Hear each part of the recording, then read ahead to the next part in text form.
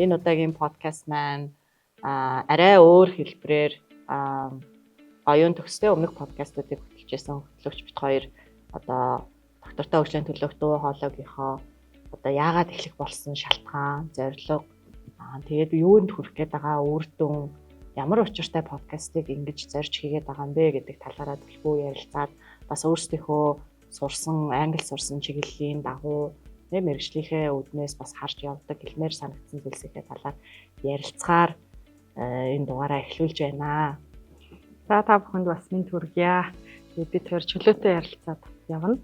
За амартаач энэ подкаст, блог ягаад одоо эхлүүлсэн талаараас товчхон хэлж өгье гэж бодож байна. За энэ маань Chevening Alumni Program Fund буюу Chevening-ийн тэтгэлэгт хөтөлбөрөөр Их Британи, Умард Ирландын нэгдсэн хаант улс те одоо бид нар Их Британи гэж товчилдог. Энэ улсын одоо засгийн газрын тэтгэлгээр магистрийн хөтөлбөрт те нэг жилийн хөтөлбөрт суралцаад ирсэн хүмүүс буюу бид нар төгсөгчд гэж яриад байгаа. Энэ төгсөгчдийг дэмждэг ийм суралцаад төгссөн ч гэсэн үргэлжилж одоо төгсөгчдөө дэмждэг ийм хөтөлбөр байдаг. Тэгээ энэ хөтөлбөрт одоо төсөл илгээгээд доктортой хөгжил гэдэг зүйл бол Монголд одоо чухал болж байна.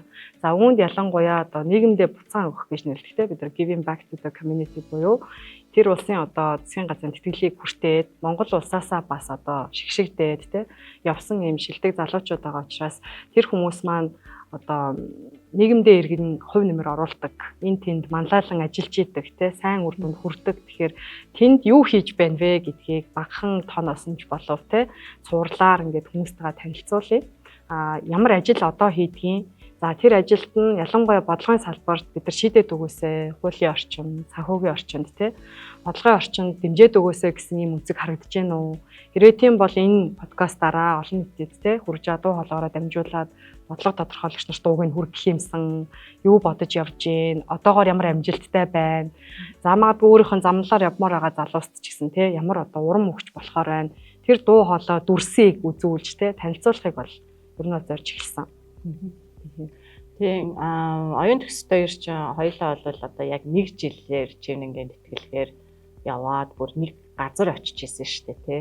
Энэ одоо баг оюутан ширээний найзууд л та. Тэгээд энэ подкастыг одоо эхлүүлж байгаа санаачлагыг нь сонсоод маш их баярлж исэн. Тэгээд дараа нь бас энэ ингээд төсөлд хамтран ороод ажиллах боломжтой болсноор бас маш их баяртай байсан.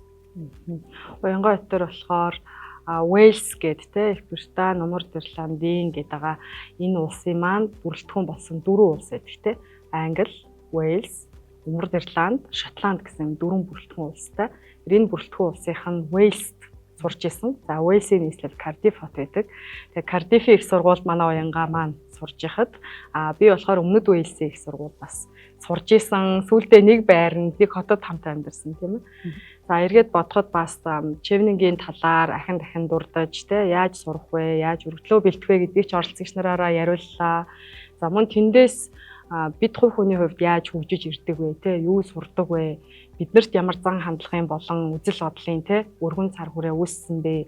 Соёлоос нь юу сурсан бэ гэдгийг бас эргэн санаал ярилцахад бас гоё байлаа. Чамд бас тийм санагдсан уу?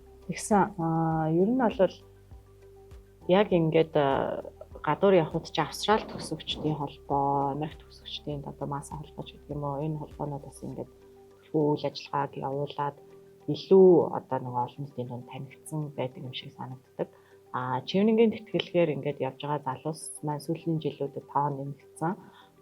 Тэгсэн хэрнээ бас яг ингээд нөгөө нийлээд хийж байгаа үйл ажиллагаанууд нь харьцангуй бага юм шиг санагдаад байсан. Тэгээд ингээд нөгөө залуучуудын дунд ч гэсэндээ англи руу сургуульд одоо тэтгэлгээр явах гэж байгаа бол яаж явах юм бэ гэдэг тэр нөгөө мэдээлэл авах орон зайн хувьд ч гэсэндээ хязгаарлагдмал байсан. Тэгэхээр манай энэ подкаст ч гэсэндээ тэр орон зайг бас хангаж өгч л байгаа. Тэгээд ингээд эргээд бас Chevening-ийн тэтгэлгээр ямар залуучууд Монголоос яваа сурсан юм бэ, ямар чиглэлээр яваа сурсан юм бэ гэдгийг одоо энэ подкастаар залгамдуулаад уулзаад энэ чиглэлээр энд ийм ундаг хүн ажилладаг байсан юм биш үү? Тэнд ийм амжилтаа яваа нэг юм байгаа юм байна гэд бид нар бас нөгөө нэг бие бинийгээ олж буцаагаад нөгөө reconnect болоод тэ биетэйгээ холбоо тогтоогоод ингээд эндээс ингээд цаашдаа бас ингээд улстай хэрэгтэй ч гэдэг юм уу тэ одоо салбартаа хэрэгтэй санал санаачлагыг нэгдээд нийлээд ингээд хийгээд явах.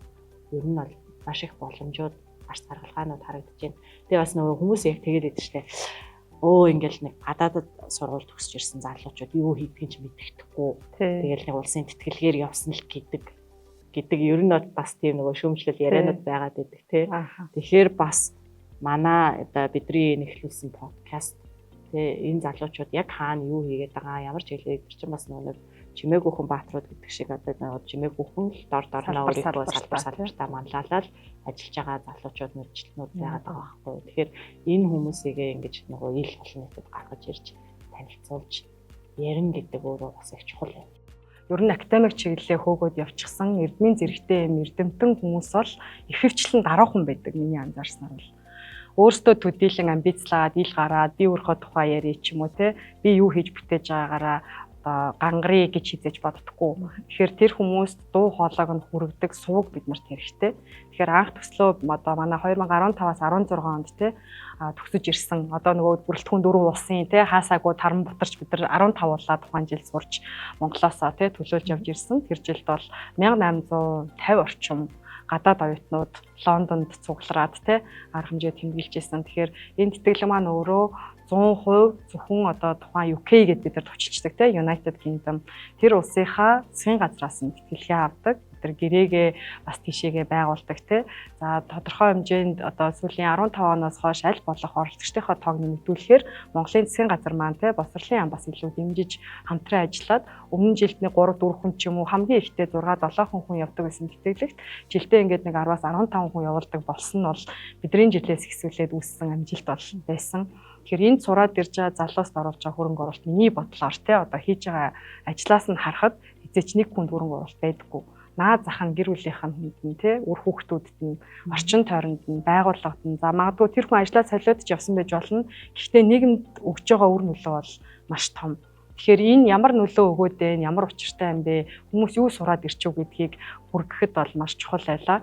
За ялангуяа академик хүмүүс тэгэхээр даруухан байдаг учраас цээжээ дэлдээд явдаггүй учраас нөгөө тэр сайн туршлагыг те юу сураад ирв тэр бод мэдрэмжийг олон нийтэд хүргэдэг юм сууг бид нарт угаасаа батгдчихсэн. Тэгээ ялангуяа биет арга хэмжээ зохион байгуулах гэхээс илүү нөгөө сошиал орчин дээр те Facebook маш их хэрэгэлдэг, YouTube маш их үздэг болсон энэ нийгэмдэр ер нь бол тэнд ингэж дуу хоолойгийн дүрсийг бичиж үлдээгээд магадгүй энэ подкаст маань зөвхөн одоо энэ хэдэн сараар дуусахгүй те үргэлжлээ цаашаа яваасаа гэж бодож байна. Тэгээ энэ маань бас манай доктортой хөгжлийн төлөө юм чинь те өөртөө ч гэсэн доктортой үргэлжлүүлэхийг мэдээж хичээх болов. Цаашлаад магадгүй одоо өөр орнуудад те сурч төгсөж ирсэн одоо хүмүүс тэдний холбоод орч үргэлжлээ дэмжигдээд яваасаа гэж бодож байна. Зөвхөн англиар хэмжигдэхгүй яг хөө яг ингэж ярьсан чинь надад нэг шүүмжээс бидэрт орж ирж ирсэн шүү дээ те ингээд англи төгсөгчдийг сурталчлаад английн колон болох гэж байгаа юм уу.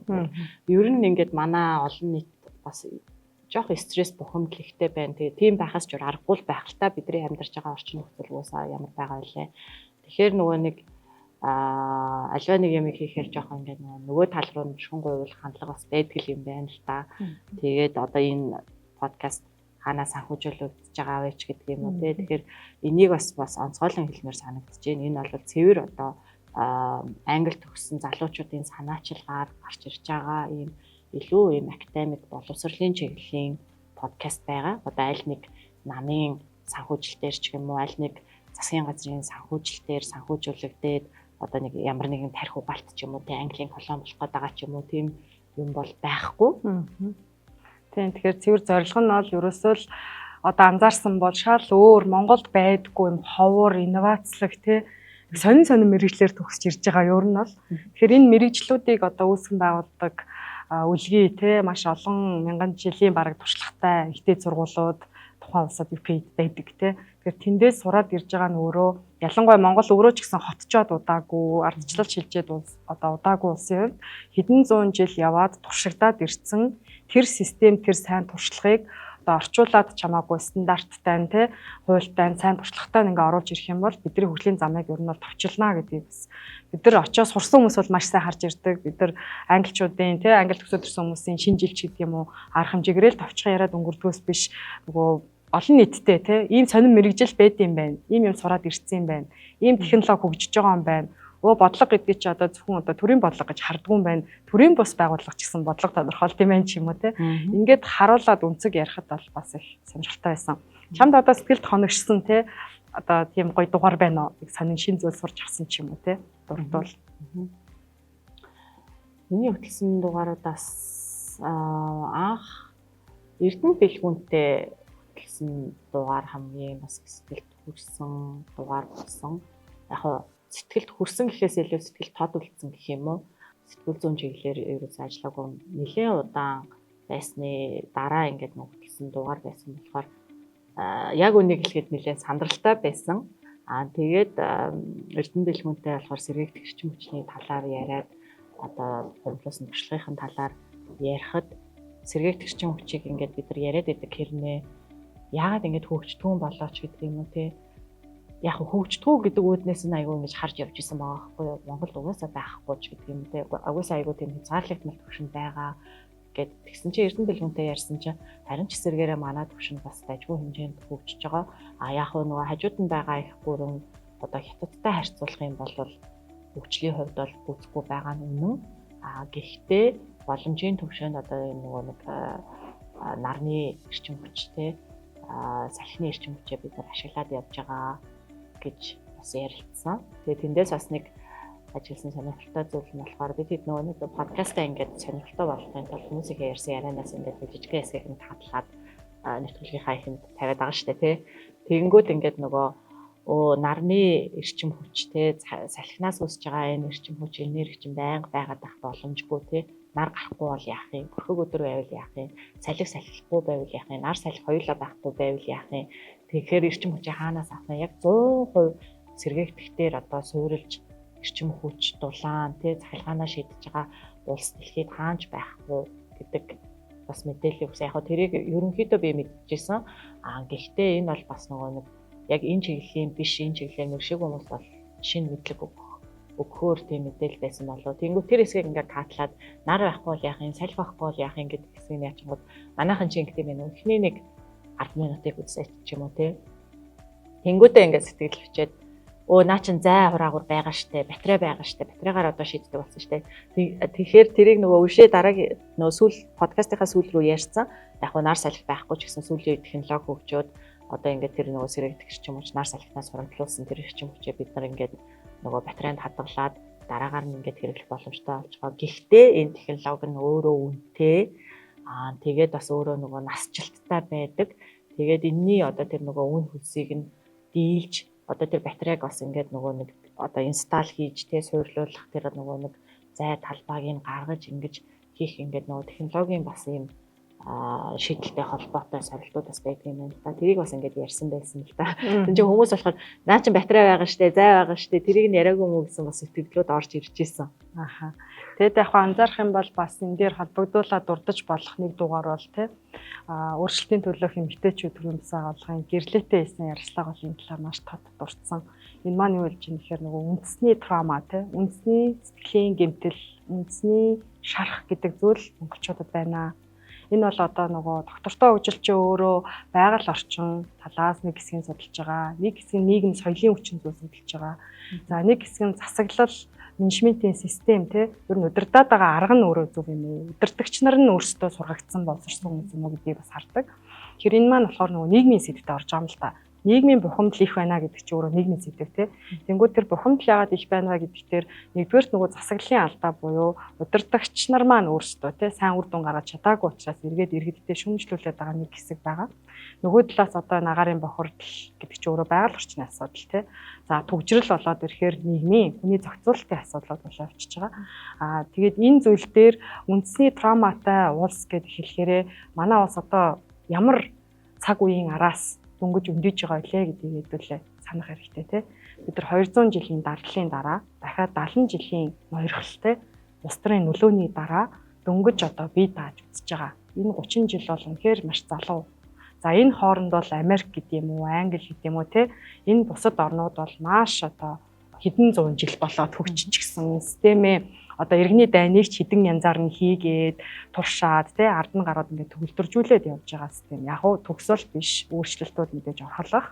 За үүнтэй адилхан бид бол зөвхөн туулах хэвээр замаа туулаад үзэх хэвээр зүйлээ үзэлтэй алдаан дээрээс хураал мэдээж явна. За ингэж явхад тэр үндэсний трама гэдэг нь юу хэлээд байна гэхээр шинэ тэр манжийн даргаллын үед тий эцэг эхчүүд яаж амьдардаг гэсэн. Хүүхдүүд юунаас айж исэн тий жирэмсэн ээжүүд юунаас айж исэн. Хэр үлүүд хагцж исэн юм уу? Аав цэрэгт яваад алга болж исэн юм уу? За бүр одоо Чингис хааны үе рүү ч орно тий. Тэр бүх дайны үед дандаа одоо дундаж насалт 40-44 байсан. Ягаад тэгэхээр эрэгтэйчүүд нь дандаа дайнд яваад алга болчдөг. Ар амьдрал бол эмэгтэй хүн дээр үлддэг. Тэгээ эмэгтэйчүүд нэг ухаантай байж хаан шигээ адилхан тий хатан үлдээ түрүү засгалж үлдэхээс аргагүй болдог гэсэн. Ингээл энэ бүгд нөгөө бидний цуснд генэнд тий бичигддэм юм л та. Өөрөлдөө зөвхөн түүх болж цаасан дээр бичигддэггүй. Бидний оюун санаа ухамсарын ингээ memory буюу хадгалах диск байдаг бол тий тэнд бичигдсэн байдаг. Тэгэхээр тэр ингээд удамшаад үе дамжаад ирэхээрээ одоо социализмын үеэс бид нар юу авч үлдсэн. Төвлөрсөн төлөвлөгөөтэй, дээрээсээ заавар удирдлагатай байсан тий. Тэгэхээр чин хин нэгэн мундаг ерөнхийлөгч юм уу, хин нэгэн мундаг юм удирдахч ирээд биднийг заах ёстой гэдэг юм хүлээлт 70 жил ноёрхсон тий.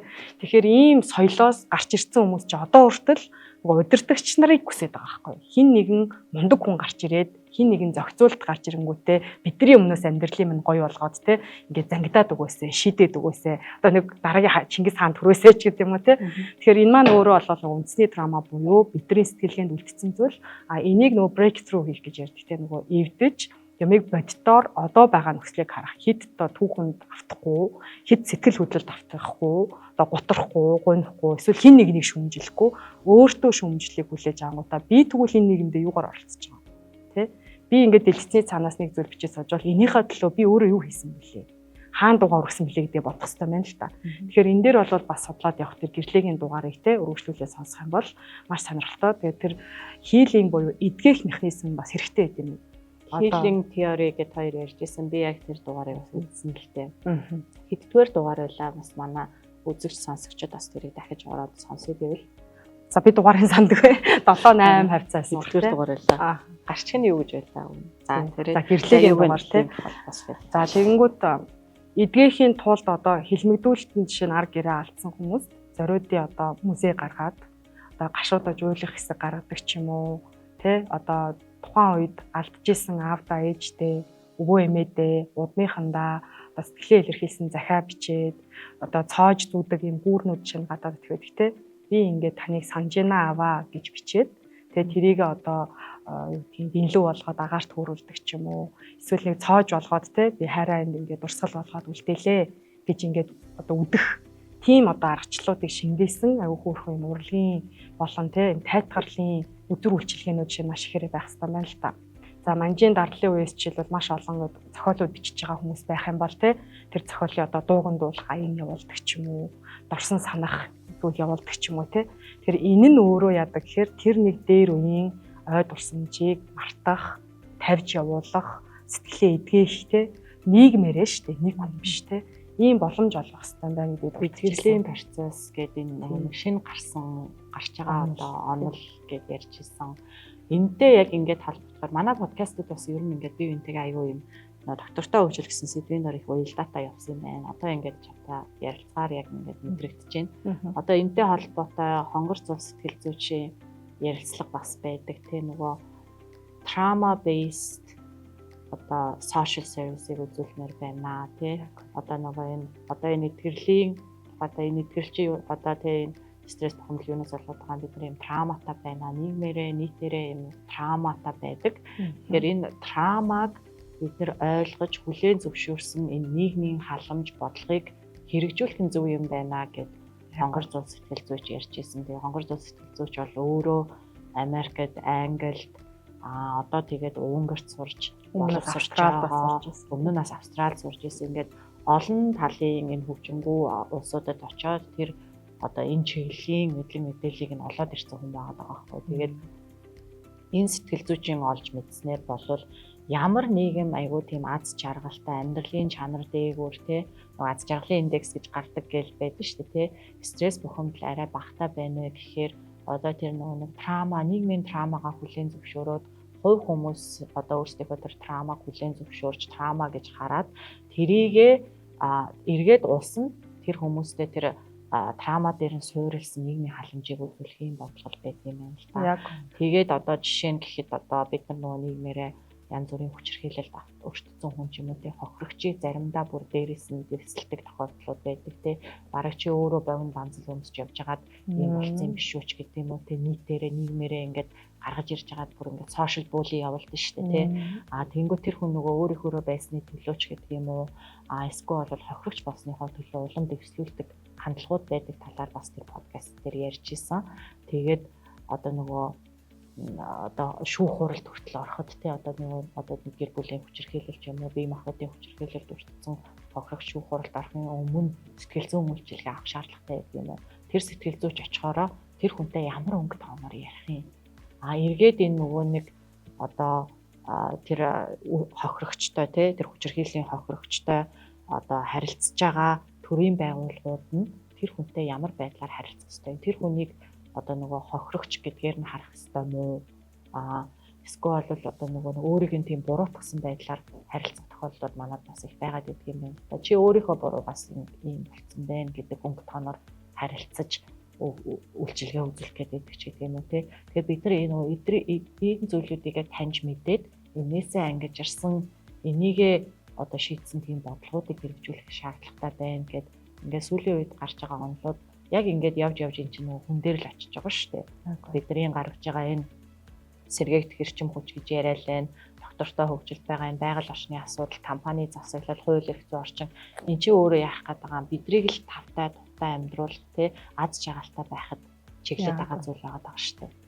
Яг үнэ. Тэгэхээр энэ дээр одоо бусад орнуудын гэдэг юм уу бидний ялангуяа те бидрийг нэгтгэж байгаа зүйл бол бүгдээ Украин сурч ирсэн хүмүүс байгаа. Тэгэхээр тэнд бидний анзаардаг зүйл бол зүгээр л наад зах нь ингээд тэрэгэн зэртэй иргэн жишээ нь хэнийг ч тусламжгүйгээр дэлгүүр орж чаддаг.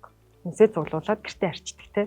Яаж гэхээр одоо гар ажиллагаатай ч бай, автомат ч бай тэрэгэн зэртэйгээ гэрээсээ лифтээр гараад ямар нэгэн шатаар алхахгүйгээр шууд гадаа гарч чаддаг.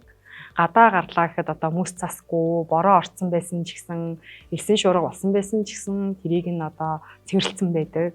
За тэр замаараа те нөгөө налуу малуу ингээд таарсан учраас нөгөө дэгэнцээ догонцож унчихгүйгээр яг зөв налуунд таарсан айтайхан замаар явж байгаа дэлгүүр рүү орж чаддаг. Дэлгүүр нь наазах нь босгогүй байдаг те. За тэгээд дэлгүүрийн лангуунд ингээд хинч хүрэхээр зайд одоо худалдагч нь барааг нь үрдөгч байт юм уу те. Тэгээд дэлгүүрээс хүнсээ авчаад кассан дээр өөрөө машинд ингээ автоматар уншуулад гараа явчихдаг. Тэгэхээр энэ бол өөрөө доктортой амьдрал байгаа хгүй яг хотын контекстээр. Бас нэг одоо дурдмаар сонин дугаар маань бол Гаррет гэд те Джонстон гэд гадаад хүний дугаар нэг ширхэг хийсэн байгаа. Тэр маань бол одоо нэмэлтээр чимнэрүүдээс гадна одоо зарим нэгэн бодлого тодорхойлогч болон олон улсын туршлага хуваалцах боломжтой хүмүүстэй олдсон дээр нь бас тодорхой ярилцлагууд хийсэн. Тэгэхээр тэр хүн бол юу гэж дурдж ийн гэхээр Монголын энэ нүүдэлчин амьдрал бол өөрөө маш өвөрмөц сайхан те бид нар суралцах ёстой амьдралын хэм маяг юм а гэдгийг дурдж исэн бас их онцлмоор байсан. Тэр хүн бол өөрөө Шотланд гаралтай UK хүн. Тэгээд Австралид очиод одоо тэр үлээр амьдардаг. За тэгээд Америкт төвтэй дэлхийн олон улсад салбартай те байгаль орчны чиглэлийн байгууллагад одоо ерөнхий нарийн бичгийн даргаар ажилладаг юм хүн. Тэгээд юу ярьж ийн гэхээр ерөөсөө өөрөө хашаандаа жижигхэн фермтэй. Тэ байшинтай, хашаа байшинтай амьдардаг. Хашаан дотроо нэг хідэн дахиа тижээдэг, гахаа тижээдэг. Илчигтэй тий. За тэгээ нэг хідэн хонтой одоо нэг сайлын үнэтэй. Тэгээд тэндээс одоо Австрал штэ тий. Хүнс үнэтэй, дээр нь хүнсний аюулгүй байдал хэцүү. За тэгээд агаарын бохирдол болон дуучин минээс хол байгальд ойрхон нартай сайхан амьдармаар байсан. Тэнгүүд яасан гэхээр тог захилгаанаар одоо хөдөө амьдрах хэцүү учраас нарны панел дээвэр дээрээ тавиад өөрөө эрчим хүчээ үйлдвэрлээд гэртээ. Тэгээ хүүхдүүдэд хажуудлынхаа одоо манайхаар сумын төвийн тий. Одоо багийн төвийн ч юм уу цэцэрлэг сургуульд өгөөд тэгээд ерөөсөө өндгөө аваад идчихдэг тий өөртөө одоо малаа нэдлаад тий хоноо идчихдэг ийм айл байгаа байхгүй. Тэгээд эндээс Чингис хааныг бол маш сайн мэддэм билээ. Танаа монголчууд үнэхээр гайхалтай доктортой амьдрал их юм аягтай байгальд хоггүй тий нүүж явсан буурай хүртэл цэвэрлдэг ийм ард түмээ. Тэгэхээр энэ бол өөрөө нөгөө хотчсон биш нөгөө талд тий байгальд амьдрах маш юм ундаг доктортой амьдралын хэм маяг шүү гэдэг. Яг чамайг ингэж ярьсан нөгөө мэрэгжлийн өвчин хөдөлнө гэдэг шиг Би өөрөө Cardiff их сургуульд Master of Science in Eco-Cities гэдэг ер нь бол эко хотын чиглэлээр сурсан. Яг нь миний үндсэн мэргэжил бол сэтгүүлч мэргэжилтэй. Гэхдээ одоо сэтгүүлчээр дахиад магистрт сурна гэдэг бол сонирн байсан учраас одоо аль нэг чиглэл рүү мэргэшийгээд тэгээд тухайн үед бол доктортой хөгжил ялангуяа эко хот одоо sustainable urbanismтэй яаж доктортойгоор энэ хотчлтыг те илүү хүндээ ээлтэйгээр явуулах уу, байгаль орчинд ээлтэйгээр явуулах уу гэдэг концепцийг зааж исэн хөтөлбөрийг сонгож явж исэн л та. Тэгээд энэ дээр болохоор яг саяны нөгөө Гарретийн дурдж хэлсэн шиг монголчууд одоо нөгөө нүүдэлж авах соёлоосоо суралцах зүйл их байна гэдэг зүйл яг эргэж бодогддөг юм байлээ. Яг тэгэхээр одоо ингээд сүүлийн үед дэлхийд дахинд олон улсад эко хот одоо хоттой хүн хэрхэн хот одоо бид нар хотоосоо гараад бүгд хөдөө амьдарч чадахгүй шүү дээ. Тэртээ тэргүй бидний эдийн засаг одоо энэ нийгмийн халуун бодлого бүх юм ингээд хотод амьдрахаар уйлдчаад байгаад байна яалтчгүй. За Улаанбаатарт тэр тусмаа тий. Тэгэхээр яаж энэ хоттой амьдарч байгаа хэрнээ хоттой илүү байгальтайгаа ойрхон яаж одоо нөгөө байгальтаа сүргээр нөлөөлөхгүй мөртлөө хүн аз жаргалтай амьдрах вэ гэдэг тэр нэг одоо ойлголтыг судалж байгаа л ухаан одоо хөтөлбөр гэсэн үг. Тэгээд эко хот анх намайг яг сурж байгаа үед бол эко хот гэдэг зүйл, эко хот, доктортой хотчлт гэдэг зүйл бол одоо маш бүүн болоод одоо нөгөө бүх юм ногоон грин гэдэг шиг ийм тренд болж исэн онол одоо томьёо байсан л та. Тэгсэн чинь одоо ингээд би чинь 16 он сурсан гэхээр чинь тэрнээс хойш одоо ингээд бараг 8 жил өнгөрсөн биш үү тий. Тэгсэн чинь одоо болохоор одоо энэ доктортой хөгжлийн чиглэлээр ялангуяа энэ хотчлт, доктортой хотчлтын чиглэлээр сурж байгаа мэргэжилтнүүд юу гэж ярьж эхэлж байна вэ гэхээр nature based solution. Ерөөсөө л байгаль орчинд суурилсан шийдэл гэдэг ойлголтыг яриад эхэлчихлээ. Тэгэхээр энэ нь юу вэ гэхээр бид нар энэ тэндээс юм уу гадаадын улс орноос аль нэг одоо зүйлээс одоо нөгөө шийдлээ хайх биш. Яг тухайн улс, тухайн нийгэм, тухайн одоо community баг юу байдгийг те тэр өөрсдийнхөө тэр соёл, онцлог, амьдралын хэв маягаас өөрсдийнхөө тэр нөгөө нэг байгаль орчинтой холбоотой тэр бохирдуулаад байгаа ч юм уу тэр нийгмийг стресстүүлээд байгаа энэ хотчлолтой холбоотой асуудлуудыг шийдэх шийдэл тэнд байна гэж яриад байна л та сүүлийн үед. Яг үнэ одоо нөгөө нүүдэлчин ахуй соёлоо бид нар иргэн санаад тэр нүүдэлчин ахуй соёл бид нарыг одоо тий одоо амьдралын чанарыг нь сайжруулад энэ муухай утаа төвжрэл гэдгээс нь салгах шийдлүүд нь юу байна?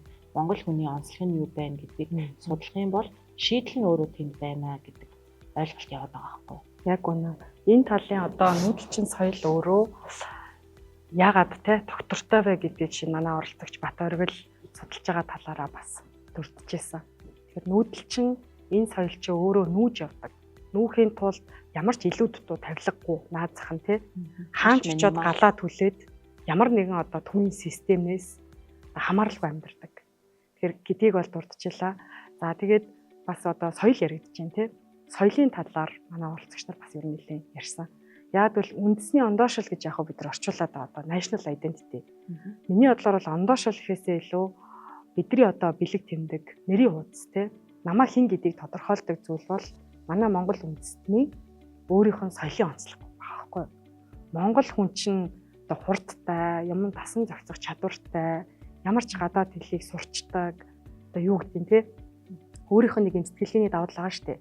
Жишээ нь би бол одоо жинхэнэ яг нүүдэлчин хүн байгаа байхгүй юу? Би хотод амьдардаг. Одоо байраа тэгж байг нүлгээдэггүй. Гэхдээ л ингээд залуу хүмүүртэл одоо 10 удаа байраа солиод үтсэн байдаг ч юм уу те. Одоо тэгэнгүүт гэр дотроо хүртэл ингээд баг улирал болгон өрөөнүүдийнхаа ингээд тавилгуудын хоорондоо солиод ингээд функцэн өөрчилж идэг те. Тэгэхээр энэ нөгөө чиний цусан дотор байгаа байхгүй те.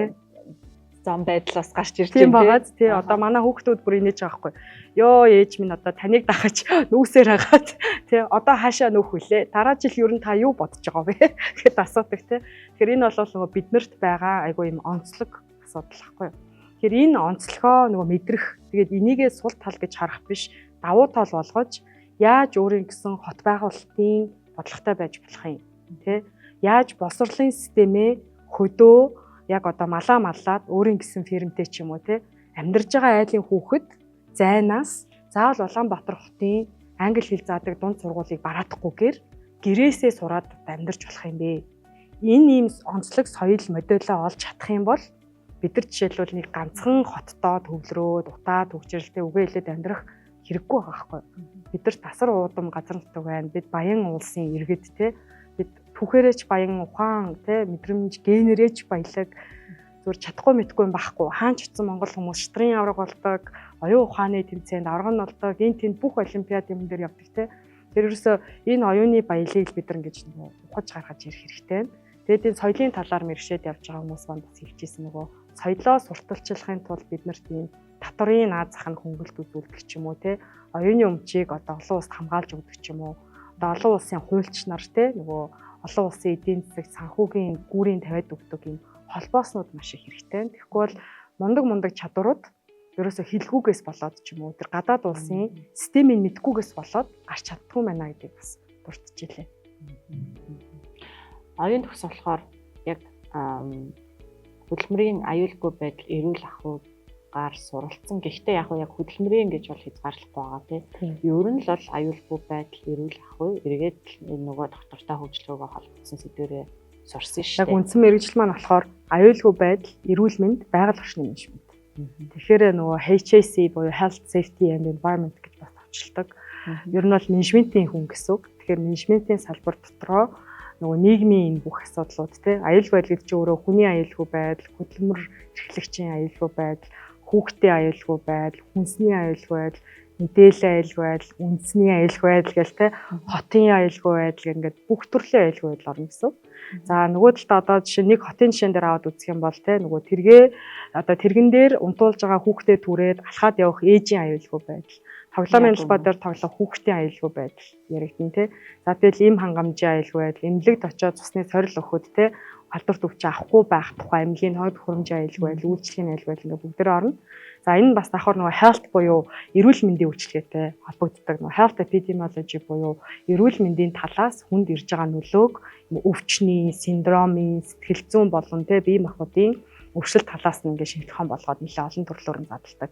Өөрөлдвөл бидний яриад утаа гэж сэдв миний уушгин дээрс нөлөөлөх юм уу, миний тархин дээрс нөлөөлөх юм уу те. Тэгвэл нөгөө хүүхдэд түрээд гадаа алхах гэхээр явган хүний зам байхгүй, машинд зориулсан хот байл та те. Одоо тийм байгаадаа санагдаад байгаа байхгүй. Ийм байх нь тэгвэл хөдөлгөөний дутагдалд яаж нөлөөлөх юм? Хөдөлгөөний дутагдахаар нуруу нугасанд яаж нөлөөлөх юм те? Тархалт ихсгээр стрессэнд ямар нөлөөтэй? Стресс эхлэхээр гормоны өөрчлөлтөнд ямар нөлөөтэй ингээл те? Нөгөө энэ одоо орчин тойрны системүүд маань эргээд бидний бие махбодод сэтгэл зүйд гүн нөлөөтэй байдаг. Тэр нь эргээд environment гэдэг чинь өөрөө яг байгаль орчин гэж орчуулагдчихад байгаа болохоос биш хүрээлэн буу орчин. Бидний эргэн тойронд байгаа бүх зүйл гэсэн үг. Тэгэхээр хүрээлж байгаа орчин чи өөрөө ингэж бидний аюулгүй байдлын үндэс нь болж идэг. Нэмэх нь эрүүл мэндэд шууд ирж нөлөөлдөг өөл гэсэн утгатай одоо ийм мэрэгжил сонгосон. Тэгээд тэр утгаараа л нөгөө маш өргөн аль сэдв рүү орж болдог. Тэгээд ялангуяа олон улсын менежментийн стандартуудаар мэрэгшээд 15 жил ажиллаж байна мэдлэгтэй. Оюун төгсдөр уулзахаараа ер нь бол ингээд нөгөө яалтчгүй хотод амьдарч байгаа өөрсдөө нэлэх хүүхдүүд одоо нэлэх жоохон хүүхдүүдтэй ээжүүд учраас яг ингээд бид хоёрын яриа ерөнхийдөө л нөгөө нэг хотын эргэн тойронд өрөмчөөд байдаг л та тийм хоёр одоо яг ингээд Улаанбаатар хотод амьдарч байгаа залуу гэр бүлийн төлөөлөл бага насны хүүхдүүдтэй тэгэхээр яалтчгүй одоо бидний амьдарч байгаа гэр бүлийн эрүүл аюулгүй байдал тэгээ эрүүл мэнд талаасаа ингээд ярианууд ингээд өрнж гараа тэгээд одоо энэ нөгөө ухааны асуудал тэгээ төвжилийн асуудал гэдэг тэгэхээр ер нь яг ингээд надад яг ингэ санагдаад байдаг байхгүй одоо яг ингээд гараал харахад яг нэг шийдвэр гаргаж байгаа бодлого тодорхойлж байгаа хүмүүс гэхээсээ илүү дунд болон доод шатны төрийн байгууллагын дарга нар ч юм уу удирдлагууд бүр ингээд сөөхийн удирдлагууд хүртэл энэ талын мэдлэгтэй мэдээлэлтэй болоосоо гэж бүр үнэн сэтгэлээсээ бодогддог болсон. Яагаад тэгэхээр одоо ингээд би ч 3 хүүхэд гаргаад ингээд ерөнхийдөө ингээд ойр ойрхон гараад ер нь бол баг сүүлийн 8 жил гэртээ байсан л да. Ингээд нэг ажиллаа хийм байлон тэгэл энэ хугацаанд ингээд дандаа хүүхдээ гадаа гаргаж салхилуулдаг тий. Тэгэнгүүт энийг өглөө боссон чинь нөгөө нэг хүүхдээ гаргаж салхилуулдаг ингээд манайх ч ингээд блокоор байдаг. Өөрийнхөө блокноос яваад нэг өөр блокон дээр бас очдөг байхгүй. Манай хүүхд манай том тэр одоо тоглоомын талбай тоглоомын дуртай. Тэгээ тэр тоглоомын талбаараа явсан чинь ингээд нөгөө ерөнхийдөө одоо нэг орон сууцны доогуур ийм ил ингээд хөрснүүд байдаг шүү дээ тий ийм юутай. Одоо нэг ийм жижигхэн тачир ургамлуудтай ч юм уу зарим одоо хотгонууд бол ингээд цэцэг ногоо тарьсан байдаг. Тэрийг ингээд ямар ч хөрс үлдээхгүй битүү цемэнтлээ тавьсан байсан. Тэгээ тэр яаж байгаа юм гэдгсэн чинь тэнд байгаа ээжүүд гэж байгаа. Энэ нөгөө шороо тоос босгохгүй гээд одоо нөгөө салхи малх гарахаар ингээд аюу их шороо тоос босоод тэр нөгөө ингээд сул хөрсөн ингээд нөгөө хүүхдүүдийн нүд ам руу ороод идэг гээд ингээд цемэнтэлсэн байхаа сөөхөл хийсэн гэж байгаа байхгүй юу. Тэгэхээр тэр сөөхийг удирдах байгаа удирдлагын одоо тэр гаргаж байгаа шийдвэр эргээд бидний одоо тэр нөгөө нэг хотод амьдарч байгаа нөхцөл байдал шууд нөлөөлөх болж байгаа байхгүй юу. Яагаад гэхээр ийм эко хотын ойлголт одоо энэ хоттой яаж ингээд нөгөө байгальтайгаа эко хот гэдэг чинь ер нь бол хүн байгальтайгаа яаж илүү ойрхон амьдрах вэ гэдэг концепц тэнд явж байгаа тий. Тэнгүүт аль болох нөгөө ногоон байгууламж ихтэй байх хэрэгтэй, аль болох ургамал ногоон ихтэй байх хэрэгтэй, аль болох энэ нөгөө нэг цементэн жангл гэж яриад байдаг тий. Энэ юм асфальтан, цементэн ширэнгэн ойг бий болгохгүй байх гэдэг дэлхийн нийт одоо тэр чигтээ тий. Яаж энийг бий болгохгүй аль болох бага түвшинд байлгах вэ гэж яригдж байгаа өнөө цагт эсэргээрээ цэцэг ногоо ургадаг тэр хөрсийг зүгээр цементлээд хайчин гэдэг бол миний хувьд тархилуу зүгээр зохиод авч байгаа юм шиг л мэдрэмжийг авсан. Тэгээд эргээд тэр одоо хөрш шороо байснаар ямар үр нөлөөтэй юм бэ гэхээр наанд ч л одоо 100 бид нар маш их бороо ордог нөгөө флаш флод болох тийм нөгөө ийм нөгөө түргэн хугацааны юу үер болох эрсдэлтэй болсон. Тэг ингээл нөгөө усанд автчихдээ шүү дээ. Эргэн тойронд бороо орохоор байрны гадаа ядчил хөрсөөрөө байх юм бол тэр ус чинь доошогоо тэр хөрс рүүгээ шингэн. Тэр одоо цементэлчүүл тэр хөрс чинь ингээд нөгөө урсаад одоо үер болох тий ус тогтох тэр одоо нөгөө нэг эрсдлийг нь бүр нэмэгдүүлээд авчиж байгаа байхгүй юу. Тэгэхээр энийг ингэж ухаж ойлгож иж одоо тэр альва нэг бодлого шийдвэрийг гаргах нь өөрөө аягүй чухал байхад байгаа. Яг үнэ гэдгийг бол ойлгосон. Тэгэхээр энэ маань эргээд нөгөө боловсролын системтэй холбогдоод байна тий. За манай оролцогч Ариун Зүйл бас боловсролын хүртээмжийн талаар ярьж исэн. За одоо жижиг газар нутагтаа Улаанбаатарт ч юм уу тий. За Тархан Эрдэнэт ч гэдэм ингээд нэг юм 3 хоттой л шаваад байна штэ. Яагаад гэвэл бид нар ирээдүйдээ хөрөнгө оруулмаар байна. Ирээдүй гэдэг маань хүүхдүүд. За хүмүүс хүүхдүүдээ эмнэлэгтэй ойрхон байлгахыг. За гадаад улсад явдаг тий. Одоо ганц нисэх буудалтайгаа ойрхон байлгахыг зардлын хувьд тий. За ихтэй ээд сургуулиудтайгаа ойрхон байлгахыг. Англи хэл магадгүй хамт заачдаг чанартай сургуультай ойрхон байлгахыг хүсэж байна. Тэгэхээр энэ маань өөрөө монголчуудын одоо дасан зохицох чадвартай ард түмэнгээ бид нар ярьлаа шүү дээ. Бидний цуснд байгаа байхгүй. Бид нар аюулын сенсор маш сайтай. Бид нар нөгөө хөгжлөөс хаана яваад байна? Бид хаашлах ёстой бай гэдгийг ингээд өөрөө ирэхгүй мэдэж цаг хугацаатайгаа уялдаж хөдөлдөг ард түмэн угаасаа. Бид нар цаг агаарын мэдээ одоо байдаггүй байсан эрт үед тэнгэрээ хараад ажиллаж байгаад үүлээ хараад мэдчихэгаад өвөл хаана өвлжөөгөө барихаа мэддэг байсан. За яг тэрнтэй адилхан хотод шилжээд ирсэн ч гэсэн биднэрт тэр сенсор чинь бидний цусны дотор байж байгаа учраас би хүүхдээ эмнэлэгтэй ойрхон байлгамаар байна тий сургуультай ойрхон байлгаа би хүүхдээ ирээдүйд дэлхийн түвшний иргэн болгомоор байна англи хэл сурмаар байна гэдэг мэдрэмж бидэрт байдаг. Тэгтэл тэр боловсрол хүртээмжтэй юу тий одоо Баян Улгийн аймагт байгаа хилийн тий застав дээр ажиллаж байгаа цэрэг одоо ирийн гэр бүлэн дагаад очиход хүүхдүүд нь монгол хэл дээр дунд сургуультай юу. За яг энэ дээр манай нөгөө чивнэрүүд тий бас яг энэ жил адилхан төсөл хэрэгжүүлээд Баян Улгийн аймагт одоо соёлын цөөнх болчихсон монгол хүүхдүүдэд жишээлбэл эндээс багш нар бүр онгоцоор нисгэж аваачаад хичээл заалгаж байхгүй монгол хэлнийх нь хичээлийг. Яг тэгэхээр нөгөө тэнд казак хэл дээр бүх юм явдаг болсон байна л та. За ингээд бодоод үзэх юм бол за би одоо жишээ нь гэр бүлээ аваад Төв аймаг руу явъя. За би эсвэл Үр ангаад очиё, Ар ангаад очиё. Сайхан байгальтай тий би амьдармаар байна. Тэд надад юу дутагдчихээн гэхээр эмнэлэг, сургууль. Тэгээ сургууль буюу тэр боловсролын хүртээмж гэдэг зүйл айгүй чухал байна. За тэгэхээр энэ дээр магадгүй тэр нөгөө багт, сумн дээр, аймаг дээр байгаа хүүхдүүд яаж дэлхийн хэмжээний боловсрол эзэмшиж чадах юм бэ гэдэг энэ систем одоо интернет жишээлбэл Starlink-ээр наазах нь ороод ирлээ шүү дээ. Тэгэхээр интернетийг ашиглаад одоо хүртээмжтэй боловсролтой байж чадах юм бол жишээ нь би бол одоо нүүмэр юм. Энэ утаанд одоо байх сонирхол алга тий. Тэгэхээр нөгөө байгальтай ойрхон болмоор байна. За нөгөө талаас нь хот байгуулж байгаа стандартууд маань яаж одоо ширэнгэн цементтэй үйлд өсөхгүй байх вэ гэдэг стандарт байгаа юу. За одоо Англи юм уу, Австралид юм уу тий одоо би саясвал 2 жил Австралид амьдраад ирлээ.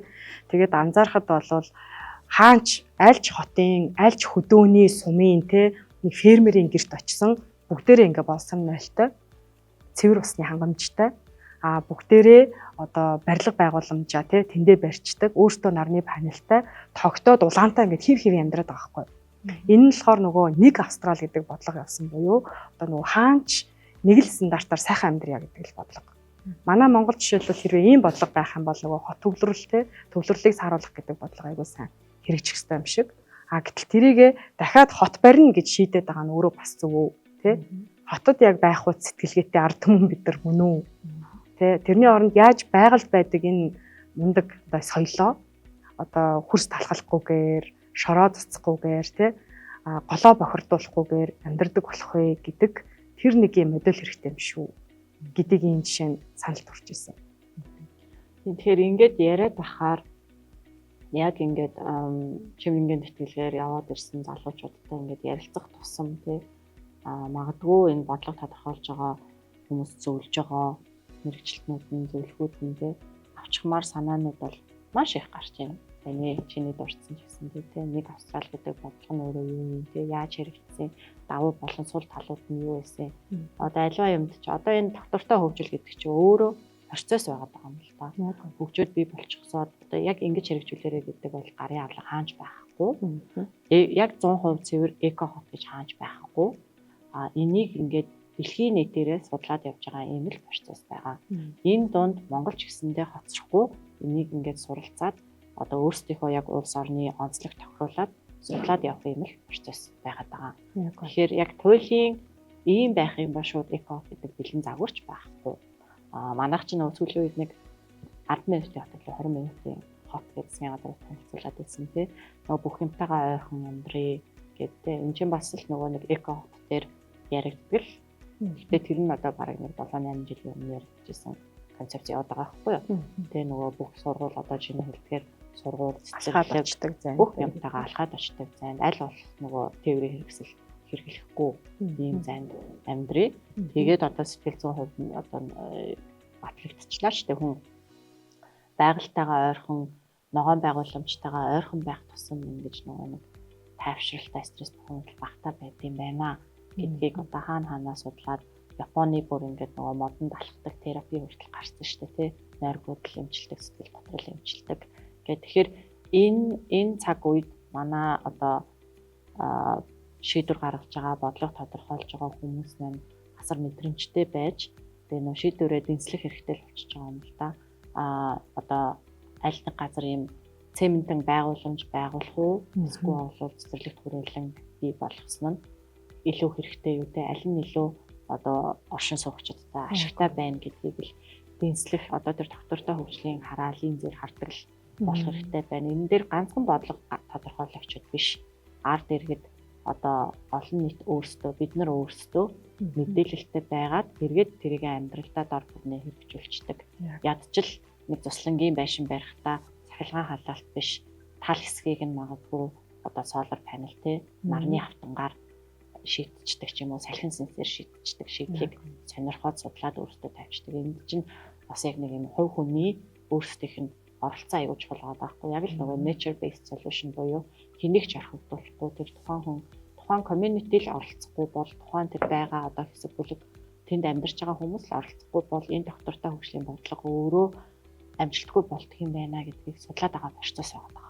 Тэгэхээр тэр хүмүүс өөрсдөө оролцох хэрэгтэй. Зөвхөн бодлого гаргах ч юм уу эсвэл одоо бид нар шиг ингээд сураад ирсэн мэрэгчлэтнүүд гарч ирэнгүүтлээ за одоо чи энийг хэрэгжүүлчих гэх юм бол наад цааны ч асуудал шийдэгдэж чинь гэдэг юм. Энийг хэрэгжүүлчихвэл зөвлөлт зогсож чинь гэдэг зүйл биш. Нөгөө нэг тэнд амьдарч байгаа тэр зөвлөлт нөлөөлөд байгаа ч юм уу те энэ утаа нөлөөлөд байгаа хүмүүс өөрсдөө оролцож өөрсдөө тэр гаргалгаа гаргаж ирэх тэр процессыг л хэлээд байгаа. Яг үнэ. Тэгэхээр энэ дээр магадгүй нөгөө засгийн газрын хэрэгжүүлэгч байгууллагууд те хэрэгжүүлэлт гэдэг чинь өөрөө танин мэдүүлэх буюу сургалт сурталчилгаа мэдээлэл хийх гэдэг функцийг тогтвортой байнга хийж иргэн болгон нөгөө яоджуулсан давсны хөтөлбөр те нэг 10 жил яваад маш сайн үр дүнтэй байсан. Тэрэн шиг нөгөө яоджуулсан давс хэрэглэе, яодын дутагдлаас хэрэглэе гэсээр ягаад хүн болгон мэддэг болсон шиг тэгтэл одоо хоногшуулах хэрэгтэй байна л та. Тэгэхээр нөгөө тэр нь одоо маш дутагдaltaй яваад байгаа. За тэнгууд тэрийг жишээлбэл одоо Монголын хуулийн систем те дотроо суульч хүнтэй ярьцлага ажилласан. Тэгэхээр суулийн систем бол нөгөө Германы, Ромын системээс гаралтай. Гэтэл Герман бол манайхыг одоо хуулийнхын системнээс суралцсны дараа дахин өөрчилж жагаад төр хувийн хвшлийн түншлэл гэдэг зүйлийг бий болгонгуудаа яг энэ мэдээлэл сурчлагын их нөгөө вебсайтыг байнга ажилуулах аж ахуй нэгж одоо жишээ нь байгууллагууд захирлынхны имэйлээр та одоо ингэж дотроолно шүү, ингэж аюулгүй байдлыг хангуулна шүү, ингэж та байгууллагч ийм тайлбар өгөх ёстой шүү, тэгэж хуулийн нийслэл хангах юм бол ийм дотроос хөнгөлөгдөн шүү гэл тэр ингээд энгийн үгээр ойлгохгүй зэн сургууль сурчлагын материал маш их сайн тараадаг. Тэгэхээр тэрийг нь одоо төр чинь өөрөө хийж өрн чаддгүй юм байна л да. Нэгдүгээр хамаагүй данхааж болдгоо, хоёрдугаар нь функцийн хувьд ч гэсэн өөрийнхөө үзүүлж явах үндсэн үйлчилгээнээс салих гэдэг. Тэнгүүд жишээ нь хөгжингөө орнууд бол тэрийг нөгөө хувийн компанитай гэрээ хийгээд жишээл одоо софтвер компанитай нэг IT-ийн компанитай хамтрангуудаа шууд та нар ашиг олсон чамаагүй. Гэхдээ бид нар ийм мэдээлэл хүргэмээр байна. Надаа хийчих Тэгээд яг төрийн одоо олон нийтийн үйл ажиллагааны энэ хэсгийг танаад гэрээгээр өгье гэх тээ өгчт юм байна. Тэнгүүд нэг одоо стандарт одоо ярьж штэ сая хоёлаа. За одоо Англид бол West жишээ амьдарч байхад нэг 10,000 хүнтэй ингээд айл амьдарч байгаа юм хотхонч бай, хөдөөч бай 10,000 хүн бүрдсэн л бол тэнд заавал галт тэрэгний буудал байх хэвээр. Заавал сургууль ойрхон байх хэвээр, эмнэлэг байх хэвээр, нохой салхилуулдаг парк, хүүхдийн тоглоомын талбай хөл бөмбөгийн талбай байх ёстой гэдэг чинь стандарттай байгаа байхгүй.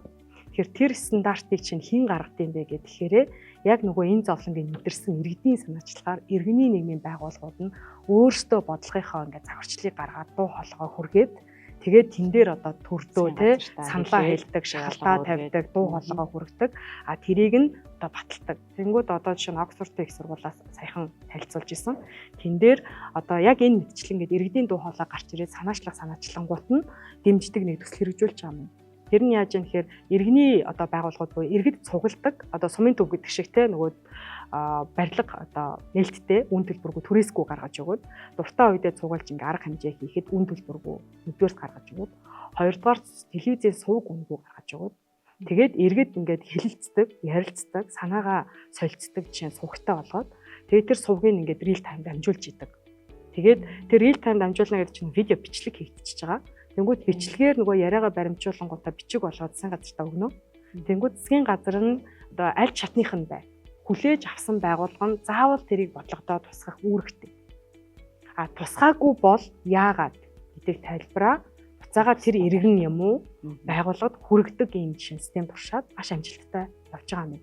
Тэр нь жишээ нь бидний сүүлд хэлсэн нөгөө сөөх гэдэг юм уу эсвэл одоо сумын төв, багийн төв тэнд одоо яаж байх ёстой дээр иргэд бидний дуу хоолойгоо хүргэх нэг юм сувгийг жишээ туршиж байгаа юм байна л да. Тэгэхээр энэ мэдчлэн энэ сувгаа бид нар өөрсдөө бас их сайн санаачлах ёстой. Нөгөө талаар төрийн одоо бодлого гаргаж байгаа хүмүүсийг миний ингээд анзаарж байгаа нэг гаргаад байгаа энэ замналлынх нь алдаан одоо жөөр процесс шүү дээ ингээд сураад, судлаад, туршаад болохгүй бол өөрчлөөд ингээд явж идэл процесс энэ бол байнга л байдаг. Гэхдээ энийгээ ингээд нэг юм шийдчихэнгүүт хин нэг мундаг дарга өглөө сэрэнгүүт дугаар хязгаарлалт авчдаг ч юм уу тэгэнгүүт энийг шийдчихнэ гэж бодоод байгаа нь өөрөө алдаа байхгүй.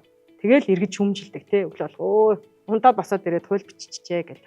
Энэ юунаас үүдээд байгаа юм гэхээр нөгөө маркетингийнхан бол маш сайн мэдээ нөгөө персона тодорхойлдог. Хэрвээ та бүтээгдэхүүнээ 30-аас дээш насны тийм ажил мэргэжил эрхэлдэг, хэдэн хүүхэдтэй өглөө босоод тийм хоол иддэг, ийм айлын ээжэд зарах гэж байгаа юм бол та хүүхдэд нь зориулсан сурчлагаагаа хийх юм уу, ээжд нь зориулсан сурчлагаагаа хийх юм уу гэд.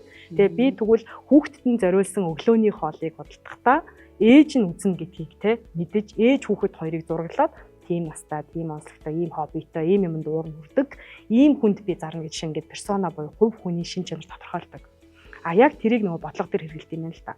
Бодлого дээр за би одоо тийм хороололд амьдардаг, өглөө босоод ил одоо нөхөн жорлонд би засдаг Тэгээд тэдэн градусын хүүтэнд өглөө харанхуй байхад сургууль руугаа тэдэн километр алхаж явдаг. Ийм хүүхэд хэдэн килограмм цүнх үүрээд хичээлдээ явдаг үлээ Гадаа ингээд дайрдаг нохой банхар байдаг үлээ. Гэрэлтүүлэхтэй гудамжаар алхдаг үлээ гэд нэг хүүхдийг жишээлбэл яг дагаж яваад тэр хүний өдрийн турш үзэж байгаа бүх амьдралын туршлагыг судалчаад тэгээд за автобусны буудлын энд байх юм байна. Энд гэрэлтүүлэг байх юм байна. Аюул байдлыг ингэж хангах юм байна. Энд утаа амсгалаад байгаа учраас утаатай бүс, үйлдвэрийн бүс, бизнесийн бүстэй айл амьдардаг бүс гэж хотоо бүсчлэх юм байна. Бүсчилж татвараа тогтоох юм байна ч гэдэм үү Тэр бодлогыг ингээд зургалддаг юм байна л та. Тэгэхээр зургийг харин судлах одоо судалдагч юм уу, судлаачид тий ийм мэрэгчлэнүүд бас бий болох хэрэгтэй шаардлага манад байгаад байгаа. Англид очингуудаа миний ингээд бүр гайхаж хүлээж одоо анхны сурсан зүйл бол одоо энэ судалгаа хийх аргачлал. Одоо судалгааг ингүү чанарын судалгаа, тоон судалгаа гэж нөгөө судалгааны ном дээрээс уншаал тэр номыгоо бараг нэг хуул бичээл тэрнийхээ дагуу нэг судалгаа хийсэн болоод өгөөл тайлагнаад дипломын ажил хамгаална гэдэг ойлголт бол англид бүр эвдэгтэй чаал өөрөөсөө ягаад гэхээр одоо би нөгөө хогны англин ялгалт ялангуяа нөгөө олон улсын оюутнууд буюу төр оршин сууж байгаа иргэд хогоо англин ялгах дээр одоо ингэж нөгөө нэг одоо дуурайж хийж чадчихэв үү энэ дээр асуудал үүсэж гинөө гэдэг талаар нь судалсан. Тэгсэн чинь энэ чинь өөрөө нөгөө зан үйлийн судалгаа болчихж байгаа. Тэгсэн чинь манай чиглүүлэгч багш дипломын ажлын ахалж исэн багш маань юу гэж хэлсэн бэ гэхээр чи чанарын одоо судалгаагаа чи нэг хэдэн олон улсын оюутан сонгоод авчих. Тэр дээрээ өдөр болгон очоод хогийг нь хараад зургийг нь аваад өдрийн тэмдэглэл маяг юм. Нөгөө үнтэйгээ яриад цай унгаа зүгээр ярилцсан. Тэгингээ зүгээр баг найзууд бол тэгингээ ингээл өдөр тутамдаа хогоо яаж юм гээл. Тэнгүүд нөгөө хүмүүс чи ингээд ярилцлаган дээрээ өө бистэ ингэж хогоо англин ялдаг. Одоо би ингээд би англи ирснээрээ ийм юм сурч ингээл айгуу гоё ярьж байгаа. Тэгэнгүүтээ ингээд яриан дундуура хийж байгаа үйлчлийг нь ажиглаж байгаа байхгүй. Тэгэнгүүт нөгөө эсэргээрээ хийгээд авчирч жишээ юм уу тий. Гих мэдчлэн судалгааг ингэж нөгөө бодит амьдралтаа нийцүүлж ойртуулж хийгжээж тэр судалгаач өөрөө бодит үйлдэлтэй ямар нэгэн асуудал байлаа гэхэд тэр нь шийдэл олох шийдлийг нь гаргаж өгөх юм байна л да. Яг үнэ. Тэгэнгүүт нөгөө манай ангийн охин ч гэсэндээ нөгөө нэг аюуны гэрэлтүүлэг аюулгүй байдлын талаар судалж исэн.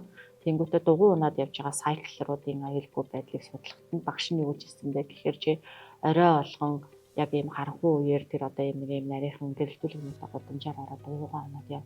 Чамд аюулгүй байдал талаасаа юу ажиглагдаж जैन те юу нэмээр санагдаж байна гэдэг юм уу тэр судалгаа тэрийгэ өдөр болгон одоо өөрөө тэмдэглэл хөтлөөд энэ өдрийн тэмдэглэл хөтлөөд явуулдаг юм уу. Ингээд тэр судлаач нь өөрөө тэрийг ингэж нэг бодит өөрөө биеэрээ ингэж туршиж үзэж хийх юм амар бүтээл судалгаанууд дээр одоо суурилж чирчил нөгөө сая ярьсан. Харин яг нөгөө персонаа дээр суурилсан бодлого гэдэг чинь яг бүр ингээд зураглаад бууж юм. Тэр энгийн судлаач хүн, энгийн маркетер хүн хэрэглэгчээ ингэж зөв судалдаг шиг энэ аргыг чи одоо бүр хамгийн сайн хэрэгжилж байх ёстой зүйл бол одоо нөгөө төрийн удирдлага тий. Ялангуяа манад бол төр гэдэг зүйл хүчтэй байгаа учраас нөгөө төрийн энэ бодлогыг тодорхойлох гэж байгаа баг бодлогын судлаач нар, бодлогын шинжээч нар чинь ийм чанарын судалгаа хийх ёстой юм байна л та. Тэгээ тэрийг бол одоо Англи те Их Британи бол өөрөө угаасаа их манлайлагч чанарын судалгаа талаасаа айгүй мундаг юм бодлогын зөвлөмжүүд гаргадаг. Ялангуяа саяны хэлсэн тэр иргэний нийгмийн байгууллага дээр хүртэл чи өөрийг нь судалчихж байгаа байхгүй процессыг нь иргэдийг нээлттэй уулзуулад ярилцуулаад итгэхээр бүтээл шийдвэр гардаг уу? Гаргасан шийдвэрийг хэрэгжүүлээд үзүүлчихээр нийгмийн бухимдал арилж гэнэ үү гэл те. Энд чи өөрөө судалгаа болоо хэмжигдчихэж байгаа. Тэгээ яг энэтэй адилхан одоо тэр нэг гэр хороолд амьдраад байгаа 2 км алхаад сургуультаа очиод байгаа. Магадгүй зарим нь 5-8 км автобусаар явж сургуультаа очдог хүүхдүүд байна. Босчлох хэмжиггүй байна тий. Тэгээд тэнд очиж байгаа хүүхэд шөнө ингээд хичээлээд хараад харанхуй гудамжаар явдаг ч юм байна. Эсвэл өглөө 7 цагт хичээл рүүгээ 6 хагас гараа явахаар утаатай, түгжирцэн тий хүүхэнд тосгож өгөх гээд явж байгаа. Энэ ард иргэдэд өвлийн цагаар түшийг нь тий өөрчлөх зөв юм уу? Гинтхэн тогны үн нэмэх нь өөрөө зөв юм уу? Гинтхэн хотын төв рүү машин оруулахаа болчихно гэдэг зохицуулт өөрөө зөв юм уу те? Энэ бүгдийг нөгөө бодлого тодорхойлж байгаа хүмүүс маань хин нэгний өмнөөс эсвэл өөрийнхөө үзэж туулсан туршлагын үүднээс бодонгуудаа хин нэгний өмнөөс шийдвэр гаргаад би ингэж бодож гин энэ зөв гэж бодож гин би ингэж шийдлээ гэдэг энэ манлайлалын арга нь өөрөө буруу. Тэрний оронд оролцооны аргаар буюу тэр бодлого тодорхойлогч гэдэг хүн чинь бол үндсэндээ бусад улсад бол жишээ нь улс төрчнөр байхаа болцсон. Бодлогын судлаач нар байдаг. Одоо жишээ нь Америкийн сайн туршлага гэхэд Харвардын их сургууль дээр шийдвэр гаргалтын шинжлэх ухаан гэдэг анги байна. Төрийн бодлогын чиглэлээр. Тэр нь бүр мэргэжил болсон. Тэгээд юу хийж ийн гэсэн чинь decision making science те нөө хууль болон ямар нэгэн бодлогын хэрэгсэл гаргахаасаа өмнө шийдвэрийн буюу одоо шийдвэр гаргахад нь чиглүүлсэн бодлогын хувилбарууд боловсруулдаг. Тэр нь одоо юу хэлж ийм гэхээр засаглалын хувьд одоо ингээд 1000 асуудалтай хот байя.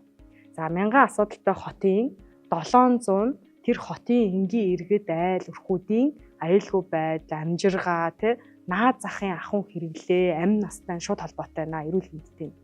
Тэнгүүд энэ 700 үзүүлэлтэн дээр жишээлбэл бодлогын судлаач нар чинь анализ хийж үзээ. Тэр нөгөө чанарын судалгааны аргаараа нэг айлыг тойроо дагаа дугуугаа унаад те нөгөө хүүхдтэй адилхан яг тийм хэмжээний цүнхийг өөрийнхөө хүүхдэд дөрвүүлээд хамт явуулаад ч юм уу те гэж бүх юмаа үзэж туршсны дараа тэр хүний амьдралын туршлагыг ойлгодог. Юунд завдаг, юунд баярладаг жаргал мэдсэн. Тэнгүүтээ энэ 700 үзүүлэлтийг нь бол яаж бодсон энэ иргэдийн эрүүл мэндээр тавлахааргүй, амнаас аюулгүй байдалд нь занл хийлэхээргүй. За магадгүй хоолоо олоод иддэг өрхийн орлогын хэмжээ ба хэрэглээний нөгөө саксны бүтээгдэхүүнийх нь одоо үн хоорондын харьцааг хамаагүй мэдчихээргүй те гаргана гэдгийг бол бодлогын судлаач нар ингээд тогтоодог. Тэнгүүд үлдсэн 30% буюу тэр нэг үлдсэн 300% шаардлагын дотор нь улс төрчнөр нөгөө өөрийнхөө намын үзэл баримтлалаар ч юм уу те тэр хүний бас нэг юм лидершип те нөгөө манлайлаа үзүүлэх өөрөө тодорч гарах юм амбиц хэрэгцээ байгаа шүү дээ. Эсвэл нь одоо цаг үеийн шинжтэй өөрчлөлт орцсон байдаг ч юм уу. Тэн дээр өөрчлөлт оруулж болох тэр нэг 30%-ийг нь те зайг нь үлдээдэг. Тэнгүүтээ тэр 30%-аа хүртэл ингээд загварчлаад ийм 3 хувилбар байна. Эсвэл ийм 10 хувилбар байна гэд шууд одоо бодлого тодорхойлогч нар өгд юм. Тэнгүүт нөгөө бодлогын шийдвэр гаргаж байгаа хүмүүс чинь нөгөө сейф буюу аюулгүй 70% зооноо барьсан сонголтын дундаа сонгож байгаа учраас шинэ иргэд олон нийтийнхээ аюулгүй байдлыг энэ шууд тоглох юм байна л та.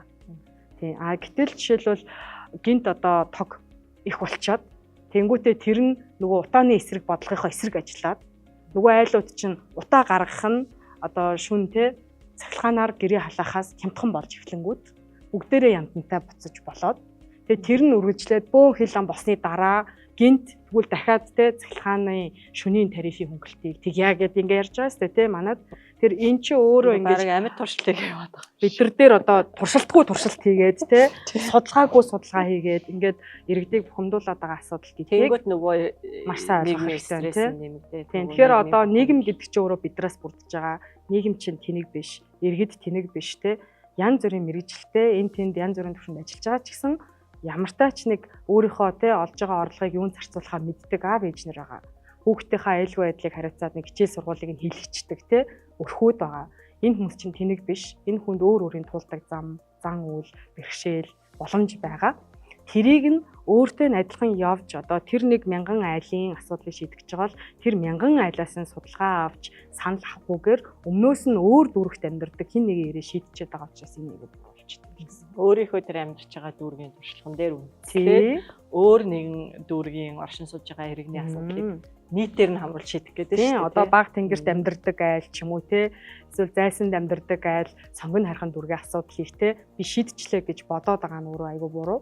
Тэнгүүд магадгүй засгийн газар ч юм уу одоо төрийн ордонтой ойрхон тий төрийн ордон дотор ажилладаг хүмүүс эсвэл тэрний ойр хавьд байдаг агентлаг яамдад ажилладаг хүмүүс хотын төвийн түгжирлийг арилгахыг гингүүтээ тэр хаваа тусгаарлаад тусдаа татвартай болгонгууд зайсан түгжирсэн ч хамаагүй тий баян гол түгжирсэн ч хамаагүй баян зүрх над хамаагүй гэж хайж байгаа нь өөрөө нийгмийн ингээд шудраг бос байдал гэдэг зүйлийг үүсгээд эн чи өөрөө тогтвортой хот биш ухаалаг хот биш тий аюулгүй хот биш юм байна гэдэг дүгнэлтийг бид түгээд байна л гэсэн. За дараагийн оролцогчдод урдвал сонирхолтой өөр яриа өгсөн юм байна уу? Сэлэнгээтэй бид нар бас ярилцсан байгаа. Компаниудад доктортой хөгжлийн чиглэлээр яаж одоо компаниуд засаглалтад энэ доктортой хөгжлийг оруулж ирэх үү? Компанийн үйл ажиллагаагаа яаж илүү байгаль орчинд ээлтэй хүндээ ээлтэй, эдийн засгт ээлтэй байдлаар шийдэх вэ? Нийгмийн хариуцлагатайгаа доктортой хөгжлийг хэрхэн уялдуулах вэ гэдэг чиглэлээр одоо ажиллаж зөвлөгөө өгж байгаа зөвлөх компани стартапыг байгуулсан. Сэлэнгээгийн яриа бас их онцлог байсан. Яг л нөгөө залуу хүний ирч хүчээр стартап эхлүүлчихсэн одоо ингээд зүтгээд явж байгаа. Эрдэнэ далаа гэдээ бас хууль эрхцэн хүнтэй бид уулзсан тий. Бас одоо хууль зүйн зөвлөгөөний байгууллага ажиллаулдаг олон өөр улсад бас урж ирсэн тий. Тэгээ компаниудад нөгөө засаглалын асуудал үүсэх за нэг одоо хөрөнгө оруулалттай гадаадын хөрөнгө оруулалт Монголд орж ирэх ч юм уу гадаад одоо хувьцаа эзэмшигчтэй бизнесийн ажиллагааны хувьд аль улсын хуулийн дагуу явах уу ч гэдэм үү тий. Хөрөнгө оруулалтын орчин яг ямар байна гэдэгтээ бас нүг тулаад ажилладаг юм байсан тий. За бас нэг дурдмаар байгаа хүн бол бас юу байна? Баярбатар тий. Эрүүл мэндийн чиглэлээр ялангуяа дижитал шинжилэлт, инновацлог хөгжил гэдэг энэ технологийн хөгжил, хэмэл оюун ухааны систем яаж эрүүл мэндийн салбарт нөлөөлөд байгаа талаар маш сонирхолтой яриа хэлж ирсэн. Энэ хүний хэлж байгаа болон Бат оргилын хэлж байгаа хоёр бас нэлээд таарсан л та. Бат оргил бол нөгөө бодлогын чиглэлээр, бодлогын инновацийн чиглэлээр сурж ирсэн залуу мэрэгчлэн байгаа. Тэгээ тэр бол түрүүний хэлдэг шиг нөгөө иргэний нийгмийн байгууллага, төрийн бас байгууллага бол өөрөө бодлого тодорхойлогч юм аа. Одоо энийг яриад сууж байгаа бид хоёр ч гэсэн бодлого тодорхойлогч юм аа. Тодорхойлцсны дараа тэрийг нөгөө биежүүлж байгаа нь бол шийдвэр гаргагч нар тий. Тусдаа одоо удирдлага хийж байгаа хүмүүс юм аа гэж хэлжсэн. Ингэхдээ энэ маань өөрөө инновацлог байх хэрэгтэй буюу иргэдийнхээ саналыг авах. Магадгүй одоо өөрөө заавал тэр судалгааг хийдэг болно гэхгүй. Судалгаа хийдэг сайн байгууллагыг тий гэрээлээд тэр чанарын судалгааг хийлгээд аян замналыг нь тий персоныг нь тодорхойлуулж агаад тэгээд бодлогын зөвлөмж авч иж бодлогоо жишээ нь боловсруулж болж байна гэж ярьжсэн. Баяр цэцгийг бас урьж оролцуулсан юм. Тэгсэн соёлын тий соёлын спортыг одоо яаж хийж байгаа талаар тий. Яг үнэ. За баяр цэцгийн хувьд бол мэдээж одоо Лондонд тоглож эхлээд Сингапур руу гараад одоо Японд руу болон Америк руу монгол хүний монгол хэл дээрээ тоглосон тий жүжигийг гаргаснараа бас маш амжилттай. За үүн дээр бол нөгөө доллар оруулж ирж байгаа буюу тий энэ тохиолдолд татварын хөнгөлөлтөй баймаар байна. Энэ дээр энэ гадаад орнууд бол маш сайн тий бараг татваргүйгээр дэмжиж өгд юм байна гэдгийг дурдчихсан. За нэмэх нь хүмүүсээ нөгөө гадаадын соёл, хэл, бие авч явах арга барил, хүнтэй мэдлэх, хүндлэх, харилцах тий энэ арган дээр бас сургахад нөгөө өөр юм сургадаг тогтолцоо байхгүй учраас нэмж ингээд төслийн багаараа сургах хэрэгцээ нэлээ үсээд тий нэмэлт ажлууд бас гарч ийна гэд болчихсон. Доллар оруулж ирж байгаа гэдгсэн чинь надад нэг жоох санаанд орчлоо нөгөө манайхан ч Вьетнам их яваад байгаа. Гэсэн чинь нөгөө долларын хааш өсөд байгаа гэсэн чинь миний нэг танд хүн аргагүй штэ бүгд Вьетнам яваад доллараа Вьетнамд аваачаад өгчөөд байгаа юм чинь бид нар долларын хомсдол үсээд хаашаас өсгөд нөлөөлж байгаа байхгүй юу вэ? Тэгэхээр шигтэй ийм доллар оруулж ирдэг бас санал санаачлалууд манад хэрэгтэй байна. Тийм штэ. Тэгэл ард нь яг бас оюуны өмчийг хамгаалах нөгөө мэрэгжлийн уран бүтээлийн төвчний орчуулгын үйлчилгээ тий. За ер нь бол ийм саппорт систем буюу монголчууд экспортлогч болоход тэр долларыг оруулж ирэхэд одоо ямар дэд бүтэц хэрэгтэй байгаа соёлын, орчуулгын, санхүүгийн зөвлөгөөний, хуулийн зөвлөгөөний компани гарах гэж байгаа бол наад захын засаглал менежментийн тий доктортой хөгжлийн тайлангийнх нь хүртэл ингээд зөвлөгөө хэрэгтэй. Яг нөгөө Сэлэнгээгийн компани үзүүлж байгаа шиг доктортой хөгжлийн тайлангийн олон улсын стандартад нийцүүлж хийж өгдөг. Тэг ингээд зөвхөн тайлан үзүүлэх биш. Яг ингээд нөгөө бодитор компани өөрөө ойлгож хийх нэг чухал юм гэдгийг ойлгуулж явж байгаа юм стартап компани байгаа байхгүй. Тэгэнгүүт бид нар бас чанцламатаа ярьсан тий хаан банкны комплайенсийн газрын захирал одоо нөгөө компани засаглалын хувьд тий яаж ингэж нөгөө нэг доктортой хөгжлийг оруулж ажиллаж байгаа вэ? Хаан банк хэрхэн мандаж ажиллаж байгаа вэ гэдэг зөвхөн хаан банк ч гэхгүй ерөнхийдөө Монголд тий компани засаглал ямар төвшөнд явж байна? Компани засаглал гэдэг ойлголтод бид нар юуг ойлгож болох юм бэ? Энэ нэгээд эргээд доктортой хөгжлөлтөд яаж уялдаад байгаа юм бэ гэдэг талаар бас За миний хувьд бас яг энэ компани засаглал нийгмийн хариуцлагын чиглэлээр бас нэлээд олон жил ажиллалаа. Нөгөө аюулгүй байдал, эрүүл мэндийн байгаль орчин, чанар тий гэдэг чинь дандаа нийгэм, эдийн засаг, байгаль орчны гурван талд хамтын ажиллагааг аюулхад өөрөлдөл хүн ингээд гартаа хөлтэй нүд амтай байж иж нэг хүн болдог шиг ямар нэгэн бизнес юм уу улс орон ер нь доктортой хөгжихийн тулд чинь санхүү эдийн засаг байхгүй бол ихтэй явдаггүй. Тэрийг цааш нь зөв доктортой авч явах бизнесийн систем нь тий засаглал нь байхгүй бол бас явж чаддаггүй. Засаглалаа тавьсан хэрнээ ёс зүйгүй бизнесийгээд иргэдээ хохироогоод ах юм бол явцдаа угаасаа дампуурдаг хэрэглэгчгүй болдог тий. За орчин тойрноо бас хамгаалахгүй байх юм бол өөр өрсөлдөгч орж ирээд илүү сайн гэрлээд хараад тий одоо бизнесийг нь булаачдаг ч гэдэм үү. Ингээд энэ гурван үзүүлэлт чинь хамт байхгүй бол ер нь хөгжил гэж юм байхгүй маа гэдэг дээр тулаад тэгэнгүүт нөгөө компани засаглал маань өөрөө төрийн засаглал, төрийн бас байгууллагын засаглал тий улс орны засаглал гэдэг ингээд бүх сэдв рүү ирэхэд бол өргөжчл байна л да. Тэгээ энэ талаас нь яг харах юм бол манай улсад магадгүй засаглалын ямар л ангаас утааны сонцгол төр ч гэсэн нэлээд дүгнжсэн. Өөрөлдөө засаглал гэдэг чинь дээр байгаа удирдлагын нийт бүтэц функцээ оноож байгаа систем. Хинд ямар эрх үүрэг хариуцлага өгөх үү те? Хинээс эцсийн хариуцлагыг хин нь гүйцэтгэх чинь те? Тэр гүйцэтгэх эрх мэдэл нь ямар хуу төвшөнд байгаа хин хяналтын эрх мэдэлтэй гэдэг тогтолцоо байна л да. Тэгвэл энэ модель өөрөө олон улсад маш олон төрлөөр хөгжөөд тэр модельудаас Монгол өөрөө яг зөв сонгож чадсан юм уу? За тэгэнгүүт засаглалын системээсээ гадна одоо ингээд үүл байна гэж төцөөлөх юм бол тэр үүлийн дор чи бороо орж их хэрэгтэй байна дэ тий. Бороо ороод газрын хөрсийг ингээд чиглэлээ цэцэг ургах хэрэгтэй. За тэгэж бодвол тэр одоо нэг үйл явц нь бол менежментийн систем нэг байгаа байхгүй юу? жижигчилсэн үйл ажиллагааны түвшин рүү буугаад ирэхээр системчилсэн загвартайгаар яамд хооронд хинтэйгээ явтайгаа уялдах юм. Агентлагтайгаа яаж харьцах юм? Агентлагийн төрийн бусдаагаа яаж ажиллах юм? Компанитайгаа яаж ажиллах юм те? Зарим үүргээ хэрвээ хувийн хвшилт гэрээгээр шилжүүлэн хийлгэж байгаа бол төрийн бусаар гүйцэтгүүлж байгаа бол тэр хооронд ямар мэдээ эсэлцээ явах юм? Юуг нь зөвшөөрөх юм, юуг нь чөлөөтэй өгөх юм ч гэдэг юм уу те? Энэ ямиг болгоо менежментийн систем ба тэрний засаглалын систем энэ хоёрын уялдаа хоёулаа маш олон төрлийн загвартай. Тэр загваруудаас манай улс үндсэндээ яг сонгосон уу гэдэг асуудал бол яригдах юм билээ. За хоёлоо ингээд яриад ирсэн чинь бараг нэлийн урт ярьж ах шиг байна тий. Тэгээ нөгөө нэг хоёр найз сүйтэй цай голдоод ч буу халж байгаа гэдэг шиг л ер нь бол ярьж өглөө. Тэгээ давуу талаа бас ашиглаад бас нэлийн удаан ярьсан подкаст болж ах шиг байна л та. Тэгээд одоо ингээд подкастаа төгсгөөд тий. Одоо бидний энэ 12 подкасттай дагалдаад 12 ширхэг блог нийтлэл гарч байгаа. Тэгээд холбоосыг нь бид нар бас тавьчихна тий. Хаагур орж уушгүй гэдэг нийтлийн холбоосыг тавина. Ямар сэдвийн талаар те сайн ажил бодтой төсөл хийгээсэй гэж бодож байна. Магадгүй аюулгүй одоо эко амьдралын орчин талаасаа ч гэх юм уу эсвэл бодлого зохицуул талаасаа те эсвэл дэмжих үйлчлэгээ талаасаа танд ингээд санаачлах байдаг бол санал хүсэлтэд бичээд өгөөрэй гэж хэлмээр байна. Тэгээд анхааран сонссон та бүхэнд баярлалаа.